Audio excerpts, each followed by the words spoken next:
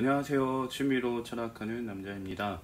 네, 이번에도 오늘 잡소리를 한번 해볼까 하는데, 오늘은 쿼라에서, 그 외국 지식인 같은 사이트 있죠. 그쪽에서 허무주의에 대한 이야기가 나와서 거기에 대한 이야기를 한번 해볼까 하는데요. 일단 그 쿼라에서 나온 질문이 뭐냐면, 젊은이들이 허무주의에 잘 빠지는 이유가 뭐냐라는 질문이 있었어요. 거기에 이제 답변이 여러 개 막 달려 있었는데, 거기에 대해서 저도 한번 이제 이유를 설명을 해볼까 합니다. 일단은 이 젊은이들이 허무주의에 잘 빠지는 이유를 설명하기 위해서는 허무주의가 뭔지부터 알아야 되는데요. 허무주의에 대한 얘기를 해보면, 허무주의는 공허함에서 비롯되는 이제 사상이라고 볼 수가 있어요. 그래서 어떤 개인이 공허함을 느끼게 되면, 채워지지 않는 뭔가를 느끼게 되면서 생각의 흐름이 계속 뭐 의미 없다, 무가치하다, 무의미하다 이런 얘기들을 하는 게 허무주의라고 볼 수가 있어요. 그래서 이제 허무주의의 키워드는 이제 공허함이라고 볼 수가 있는데, 이 공허함은 다르게 말하면 뭐냐면, 어떤 이런 그 네모난 게 있다고 해서 이렇게 텅 비어버린 걸 말하거든요. 그러니까 이제 비어있다는 의미를 갖고, 이 비어있다는 의미는 불만족스럽다라는 얘기를 하게 돼요. 불만족스럽기 때문에 비어있는 거죠.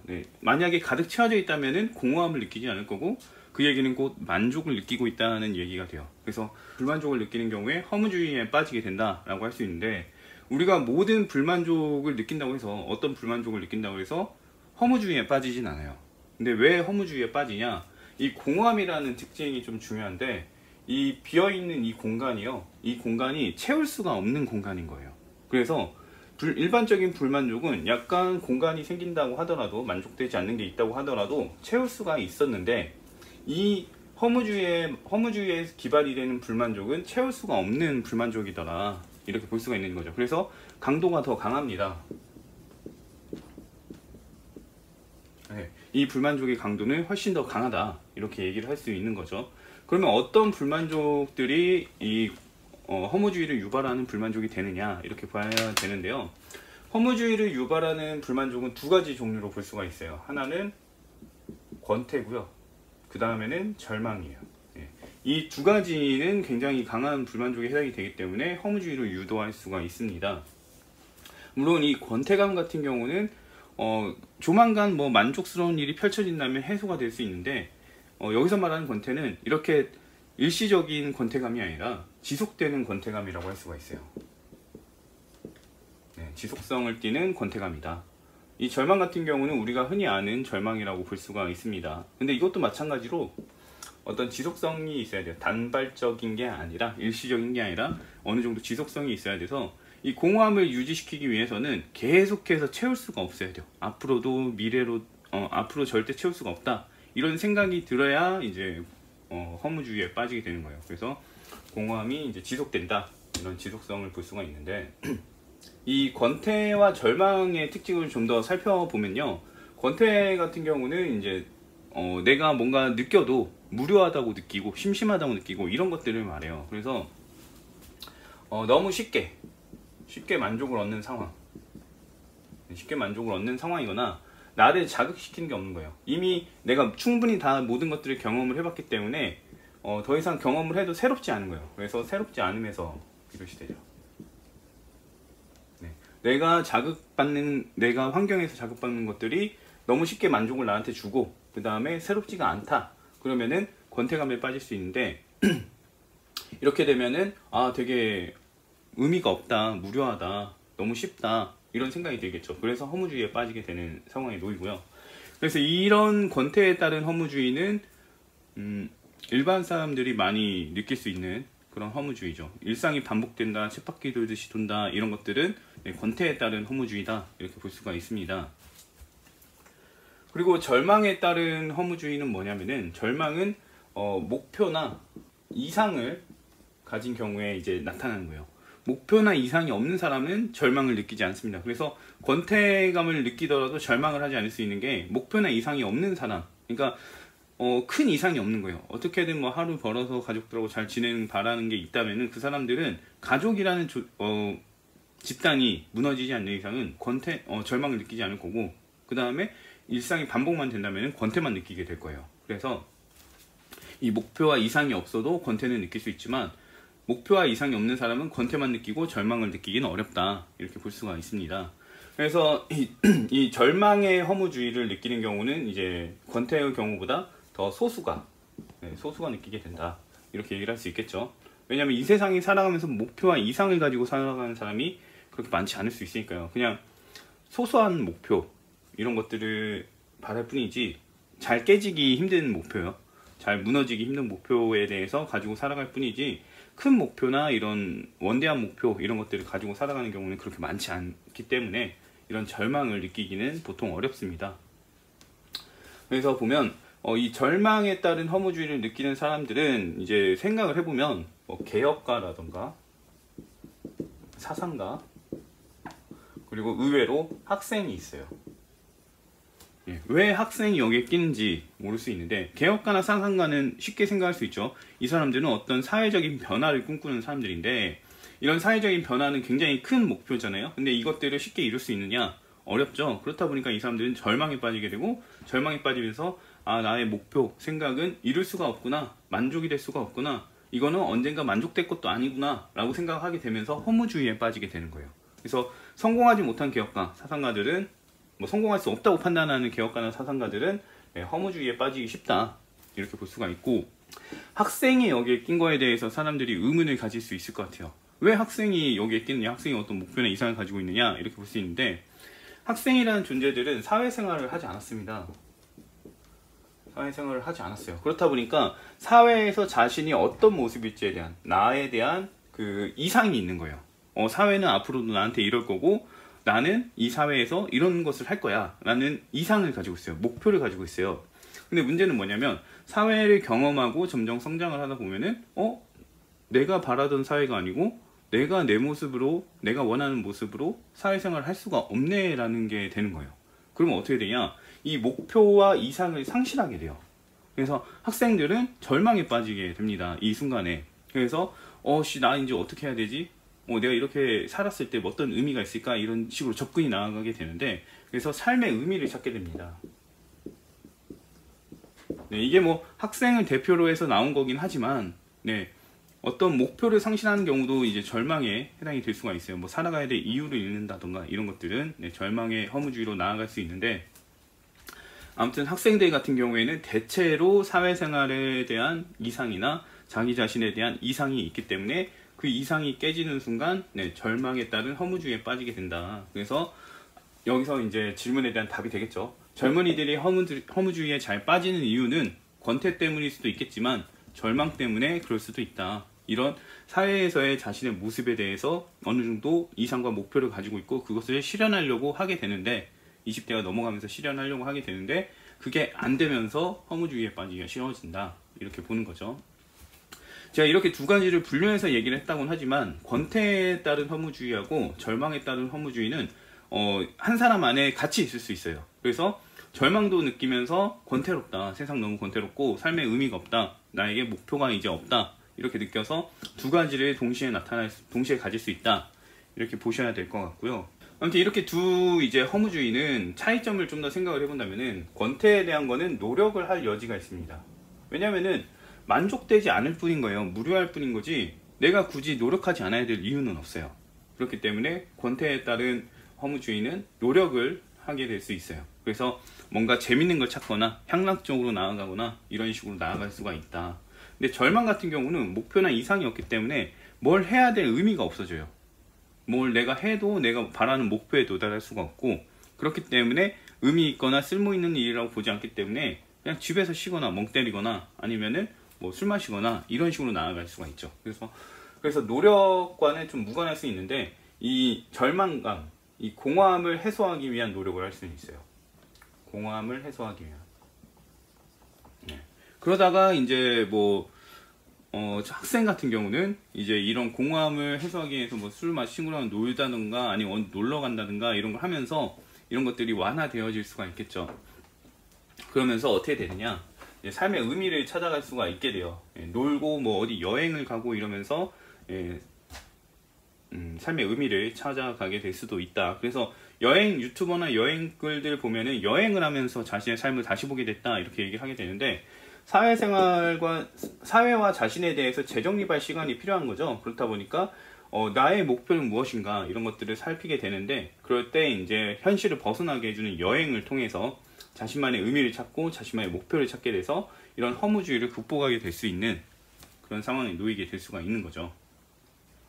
그리고 권태에 따른 허무주의랑 절망에 따른 허무주의가 이제 좀 분명하게 이제 차이가 있다라고 생각되는 게 뭐냐면은 생명을 끊는 거예요. 자살을 말하는 건데, 권태롭다고 해서 자살하는 경우까지는 없어요. 권태롭다고 해서. 물론 권태가 심해서 절망으로 나아갈 수가 있거든요. 이 경우에는 자살을 할 수도 있는데, 이제 더 이상 나는 뭔가 즐기거나 맛보거나 그럴 게 없고, 이제 앞으로 나는 계속해서 실망할 일만 앞으로 남았다. 이 인생에서 내가 더 이상 젊음도 없고 즐길 수 있는 여력도 없고 돈도 없고 아무것도 없다. 그래서 나를 즐겁고 만족스럽게 해줄 건 없는 상황인데, 쉽게 만족되지도 않고 새로운 것도 없는 상황인데, 이것이 앞으로 지속될 것 같다. 더 이상 나는 그 목표를 실현하지 못할 것 같다. 그러면 절망으로 이어지겠죠. 그러면은 자살로 이어질 수 있는데, 권태롭다고 해서 단순히 자살하진 않습니다. 무조건 절망, 난 더 이상 살 의미를 잃었다 라는 것이 나타났을 때 자살로 이어질 수 있는 상황인데, 이 자살이라는 것이 허무주의에서 가장 큰 키워드라고 볼 수 있을 것 같아요. 허무주의가 아니라 절망에 따른 허무주의에서 가장 큰 키워드라고 볼 수가 있을 것 같습니다. 무조건 그렇다고 해서 절망하는 사람, 절망에 따라 허무함을 느끼는 사람이 모두 자살을 하는 건 아닌데, 자살할 정도의 충분한 동기는 가지고 있다, 이렇게 볼 수가 있는 거죠. 다시 내용을 보면 허무주의 같은 경우는 그 세상과 나의 이상, 이것이 괴리될 때 나타날 수가 있어요. 이게 이제 절망에 따른 허무주의겠죠. 절망에 따른 허무주의. 절망에 따른 허무주의는 세상과 나의 이상이 괴리될 때 나타나게 되는데, 이 상황에서 이제 문제를 대처하는 방법은 세 가지가 있습니다. 첫 번째는 타협하는 거예요. 타협을 하는 거죠. 내가 바라던 세상이 이것도 아니었고 나의 이상도 실현할 수가 없더라. 그러면은 이 현재의 이상에 맞춰서 적응해서 나의 이상을 새로 수정할 수 있고, 이렇게 해서 이제 타협하고 적응하게 되면 뭐가 되냐? 현실주의자가 됩니다. 현실주의자가 되고, 두 번째로 세상이 아무리 이래도 나는 노력해 볼 것이다, 이렇게 할 수 있겠죠. 타협을 하지 않습니다. 타협을 하지 않으면은 이상주의가 되죠. 이상주의자가 되고, 그 다음에 세 번째로는 타협도 안 하고 뭔가 더 노력도 하기 싫은 거예요. 더 노력도 하기 싫고 그냥 주저앉아 버리는 거죠. 이렇게 되면 어떻게 되냐? 허무주의가 됩니다. 허무주의자. 허무주의자는 이제 염세주의, 비관주의로 또 파생이 될 수 있고요. 그렇기 때문에 허무주의자에서 끝나는 건 아니다, 이렇게 볼 수가 있을 것 같습니다. 이제 권태와 절망의 이제 그 개선 방법을 얘기를 해볼게요. 권태와 절망에 따른 허무주의의 이제 개선 방법을 얘기를 해보겠는데, 권태 같은 경우는 만족에 대한 의미를 좀 재정의할 필요가 있어요. 그래서 이제 이런 사람들에게 필요한 거는 내가 충분히 만족하고 있구나, 내가 무료하다고 생각을 했지만 굉장히 만족하는 삶을 살고 있구나 라는 접근을 해야 돼서 감사일기 같은 걸 쓰게 되죠. 그래서 사람들이 이런 권태에 따른 허무주의에 빠진 사람들, 내가 이거 좀 삶이 좀 그런 것 같다 그러면은 감사일기 써봐라 얘기 나오는 게 다 이런 이유예요. 만족에 대해서 재정의를 해야, 내가 채워지지 않는 부분이라고 했는데 이제 보니까 여기에만 주목을 했던 거고, 여길 보니까 굉장히 많은 걸 내가 누리고 있었네, 이렇게 되면은 허무하지가 않구나, 이렇게 볼 수 있다는 거예요. 이거는 채울 수 없다라고 가정을 해버리면 되는 거죠. 그래서 감사일기를 쓰는 게 나한테 도움이 되더라, 이렇게 만족됨을 재정의해서 만족됨을 깨달아 버리면 된다, 이렇게 볼 수가 있고요. 그래서 권태 같은 경우는 이렇게 할 수도 있고, 아니면은 계속 활동을 하는 거죠. 활동이나 사람을 교류를 계속 하는 거죠. 그래서 나에게 만족을 줄 만한 요소들을 계속해서 깨닫고 계속해서 이제 계속해서 활동을 시도하면서 내게 만족을 주는 걸 찾아내야 되는 거예요. 그렇게 찾아내고 해야 된다, 이렇게 얘기를 할 수 있고요. 절망에 따른 허무주의를 개선하는 방법은 두 가지로 볼 수 있을 것 같아요. 일단 절망이라는 게 학생과 같은 삶의 의미를 잃는 경우에 나타나죠. 삶의 의미를 잃는 경우에 이렇게 나타날 수 있는데, 이런 경우는 어떻게 접근하냐면 자신의 삶의 의미를 수정하면서 나타날 수 있어요. 그러니까 현실적인 수정을 하면서 나타낼 수가 있는 거죠.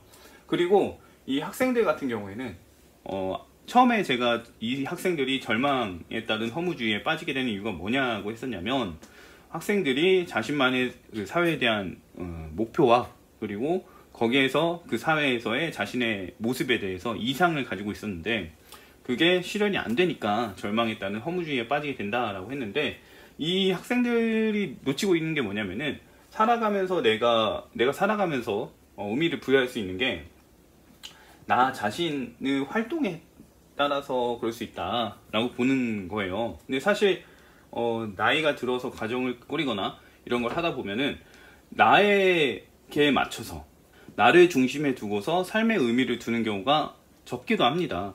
그게 뭔 말이냐면, 가족을 중심으로 생각하면서 삶의 의미를 갖게 되는 경우가 있는 거예요. 근데 학생들은 가족을 보지 않고 나의 자아 실현이나 이런 것들을 중점으로 보다 보니까 삶의 의미에서 자아 실현이 불가능하다면 절망에 빠지는 거예요. 근데 자아를 실현하지 못하더라도 가족 간의 관계가 생기거나 이런 것들이 잘 유지가 되는 목표를 갖게 된다면, 그렇게 된다면은 자아 실현은 못해도 절망적이진 않죠.